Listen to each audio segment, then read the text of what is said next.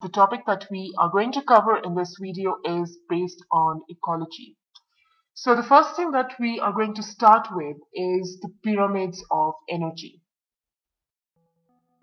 So that's a very important concept when it comes to ecosystems. And in the previous video, we have just discussed how energy is lost at various trophic levels.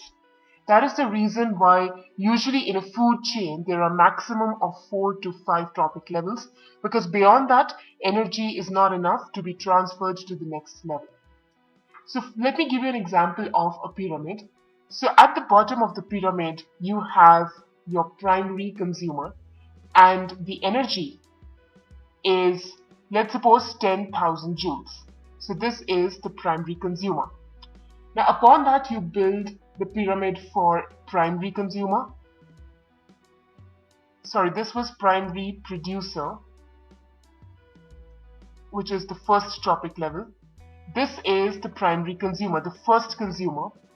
And since only 10% of the energy will be transferred, so only 1,000 joules of energy is there.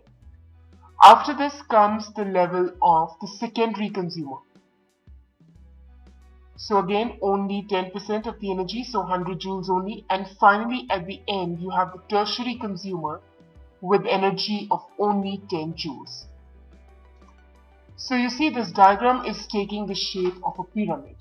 So this is the pyramid of energy, which is a graphical representation of the amount of energy of each trophic level in a food chain. So that is the definition. And usually the pyramids of energy, they are expressed in units of energy per area per time. Or in other words, kilojoules per meter square per year. So that is the way the energy is represented. Now pyramids of energy will never appear inverted, because some of the energy stored in one source is always lost. So that is the reason why they will never be inverted. Because it is inevitable that energy will be lost, and this is actually the application of the second law of thermodynamics.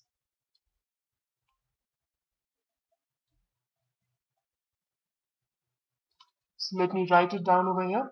Now each level of the pyramid of energy should be approximately 1/10 the size of the level preceding it, because energy transformations, when they go in this direction, they are only 10% efficient. That is the reason we came from 10,000 joules to 1000, from 1000 to 100, and from 100 to 10 joules of energy. But there's a little difference between how energy and how nutrients flow. Now energy, it can enter and it can leave the ecosystems.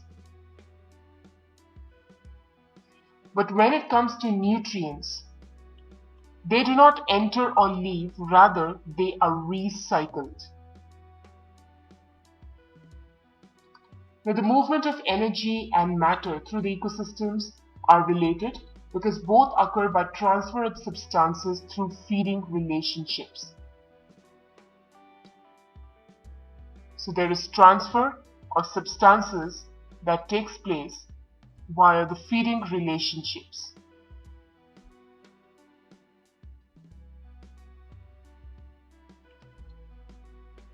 But energy cannot be recycled, and the ecosystem must be powered by a continuous influx of energy. So that is the sun's energy. Let me represent it like that, from an external source. But the nutrients, they are being recycled within an ecosystem as food, either as living or by dead. So the autotrophic activities of the producers, they produce organic materials from inorganic sources.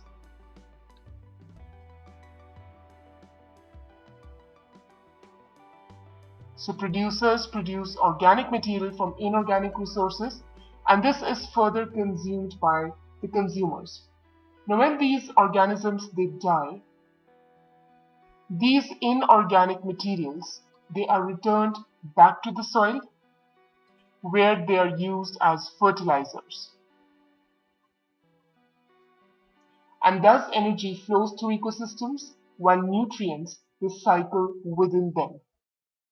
A specific example of this recycling of nutrients is going to be the saprotrophic bacteria and fungi.